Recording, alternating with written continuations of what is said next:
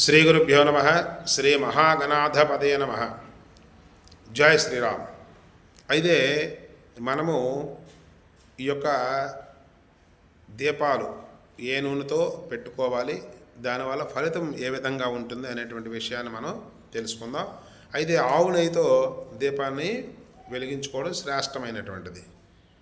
అయితే ఇంట్లో సామరస్యంగా ఉంటుంది, అదేవిధంగా ఆరోగ్యము ఐశ్వర్యాన్ని ఇస్తుంది. అయితే ఇంట్లో సామరస్యం అంటే మన కుటుంబంలో తల్లి తండ్రి, అదేవిధంగా అత్తామామ, అదేవిధంగా భార్య పిల్లలు, యజమాని అందరూ ఉంటాం కదా. అంటే అది సామరస్యంగా ఉండడం అంటే వాళ్ళ అనుకూలంగా స్థితిలో ఉండడం జరుగుతుంది. అంటే ప్రతిరోజు కూడా ఈ యొక్క ఆవు నెయ్యితో దీపం వెలిగించుకోవడం వల్ల.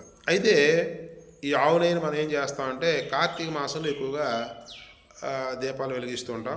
అదే విష్ణు ఆలయంలో కానీ, శివ ఆలయంలో కానీ, మిగతా ఆలయాల్లో కూడా దేవాలయాల్లో వెలిగిస్తూ ఉంటాం. ఎందుకంటే కార్తీక మాసం శ్రేష్టమైనటువంటిది.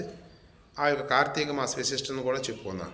అయితే ఈ యొక్క ఆవు నెయ్యిని వెలిగించడం వల్ల ఆయురోగ్య ఐశ్వర్యాలు వస్తాయి. అదేవిధంగా శ్రేష్టమైనది కాబట్టి దాంతో కూడా వెలిగించుకోవచ్చు. తరువాత నువ్వుల నూనె. ఇప్పుడు అందరం కూడా దేవాలయంలో నువ్వుల నూనె ఉపయోగిస్తున్నాం. సర్వదేవతలకు కూడా నువ్వుల నూనె చాలా ఇష్టమైనటువంటిది, అన్ని దేవతలు కూడా ఇష్టమైనది. అయితే దీనివల్ల మనకు ప్రయోజనం ఏంటి? ఈ దీపం వెలిగించడం వల్ల అంటే దీర్ఘకాలిక సమస్యలన్నీ కూడా తీరిపోతాయి. దీర్ఘకాలికమైన సమస్యలు అంటే మనకి పుట్టిన దగ్గర నుండి కూడా అనేక సమస్యలు ఉంటాయి. అంటే చిన్నప్పటి నుండి కూడా అనారోగ్యం కానీ, లేకపోతే కొంచెం పెద్ద అయిన తర్వాత విద్య, అదే కొంచెం పెద్ద అయిన తర్వాత ఆరోగ్య సమస్యలు, ఆ తర్వాత ఆర్థిక సమస్యలు, అన్నీ ఈ దీర్ఘకాలిక సమస్యలన్నీ కూడా ఉంటాయి. కాబట్టి ఆ దీర్ఘకాలిక సమస్యలన్నీ కూడా తీరుతాయి. అదేవిధంగా గ్రహ దోషాలు పోతాయి. గ్రహం అంటే ఆదిత్యాత నవాన గ్రహణ, సూర్యగ్రహ, చంద్రగ్రహ, కుజగ్రహ, బుధగ్రహ, గురుగ్రహ, శుక్రగ్రహ, శనిగ్రహ, రాహుగ్రహ, కేతుగ్రహ దోషాలన్నీ కూడా పోవడం జరుగుతుంది ఈ నువ్వుల నూనె పెట్టుకోవడం వల్ల. గ్రహ దోషాలు పోతాయి, దీర్ఘకాలిక సమస్యలన్నీ కూడా తీరుతాయి. అదేవిధంగా తర్వాత కొబ్బరి నూనె వారు కూడా వాడుకోవచ్చు. అయితే ఈ కొబ్బరి నూనె ఈ దీపం పెట్టడం వల్ల అంటే వినాయకుడికి ప్రీతికరమైనది. కొబ్బరి నూనె వినాయకుడికి ప్రీతికరమైనటువంటిది. అయితే కొబ్బరి నూనె పెట్టడం వల్ల కుటుంబ శాంతి జరుగుతుంది, కుటుంబంలో శాంతిగా ఉంటుంది. అదేవిధంగా సామరస్యంగా కూడా చాలా చక్కగా ఉంటుంది. కుటుంబం కూడా అన్ని విధాలు కూడా ఆయుర్వేద ఐశ్వర్యాలతో ఉండడం జరుగుతుంది. తర్వాత ఆముదంతో కూడా పెట్టుకోవచ్చు.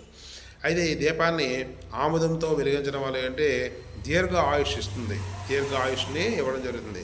ఎవరంటే అనారోగ్యంతో ఉన్నటువంటి వాళ్ళు కానీ, లేదంటే కుటుంబంలో ఎవరికైనా బాగులేకపోయినటువంటి వాళ్ళు కానీ, లేదంటే కొంతమంది మెంటల్ స్ట్రెస్ ఉంటుంది. అంటే నాకు ఎందుకురా ఈ జీవితం అనేటువంటి వాళ్ళు ఈ యొక్క ఆముదంతో కొన్నాళ్ళు దీపం పెట్టినట్లయితే దీర్ఘాయుష్ అనేది వస్తుంది, దీర్ఘాయు అనేది వస్తుంది, జ్ఞానం కూడా వస్తుంది. కుటుంబంలో చిన్న పిల్లల చేత ఓ వారం రోజులు, 15 రోజులు, ఓ 10 నెల రోజులు, 2 నెలల రోజులు, 2 నెలలు, 3 నెలలు మనం ఈ దీపాన్ని వాళ్ళ చేత వెలిగించామనుకోండి, వెలిగించడం వల్ల ఏంటవుతుంది? వాళ్ళ జ్ఞానాన్ని కూడా వస్తుంది. జ్ఞానం అంటే అపారమైన జ్ఞానం వస్తుంది. కాబట్టి ఆముదం పెట్టడం వల్ల ఏంటంటే ఆ యొక్క దీర్ఘ ఆయుష్తో పాటు జ్ఞానం కూడా వస్తుంది. తర్వాత విప్ప నూనెతో కూడా దీపం పెట్టుకున్నట్లయితే మనకు రుణ బాధ ఉండవు. కొంచెం మనకు అప్పులతో ఉన్నాం అనుకోండి, కొంచెం అప్పులు ఉన్నాయి, చాలామంది అంటూ ఉంటారు, బాబు మాకు చాలా అప్పులు ఉన్నాయండి, లేకపోతే మేము ఏది కొనుక్కోలేకపోతున్నామండి, లేదంటే మాకు స్థలం ఏది దొరకడం లేదండి,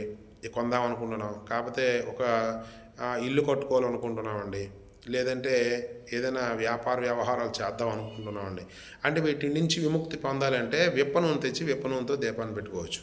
మనం ప్రతిరోజు దేవాలయానికి వెళ్ళి విప్ప నూనె అక్కడ వెలిగించి విప్ప నూనె వేసి విప్ప నూనెతో దీపం వెలిగించినట్లయితే మనకి రుణబాధలు తొలగిపోతాయి, ఆయుర్వేద ఐశ్వర్యాలు వస్తాయి. కాబట్టి ఏదైనా సమస్య ఉన్నా సరే, ఆ యొక్క రుణం ఉన్నా సరే ఈ విప్ప నూనెతో దీపం పెట్టుకోవచ్చు. అయితే కొన్ని దీపాలు ఉన్నాయి, సింథటిక్ నూనె కానీ, సన్ఫ్లవర్ ఆయిల్ కానీ, ఇటువంటి నూనెలతో దీపాలు వెలిగించడం ఫలితం రాదు కదా.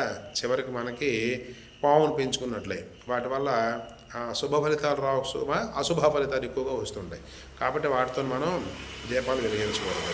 అయితే దీపాన్ని మనం ఎటు వెలిగించాలంటే తూర్పు ముఖంగా కానీ దీపాన్ని, అదేవిధంగా ఉత్తర ముఖంగా కానీ ఆ యొక్క దీపాన్ని వేసి దీపంలో ఒత్తులు వేసి దీపంలో నూనె ఒత్తులు వేసి వెలిగించుకోవచ్చు. అయితే దీపాన్ని వెలిగించే ముందు కిందని శుద్ధి చేసుకొని దాని మీద తమలపాకు పెట్టుకొని దాని మీద 2 అక్షతలు వేసుకొని దానికి ఒక పువ్వును అలంకరించి పసుపు కుంకుమ పెట్టి ఆ దీపాన్ని వెలిగించుకొని మీ యొక్క ఇష్టదైవాన్ని, కులదైవాన్ని, గ్రామదేవతని, అదేవిధంగా ఆ యొక్క ఉన్నటువంటి ఆరాధ్య దైవాన్ని, ఆ యొక్క భగవంతుని, మీ పెద్దల్ని, పేరంటాలని, అక్కడ ఉన్నటువంటి విప్రోత్తుని కూడా నమస్కారం చేసుకొని ఆ యొక్క పెట్టినటువంటి ఫలితాన్ని పొందుతారని ఆ భగవంతుని ద్వారా నేను మీకు దీర్ఘ ఆయురాలు ఇవ్వాలని కోరుకుంటున్నాను. శుభం. జై శ్రీరామ్.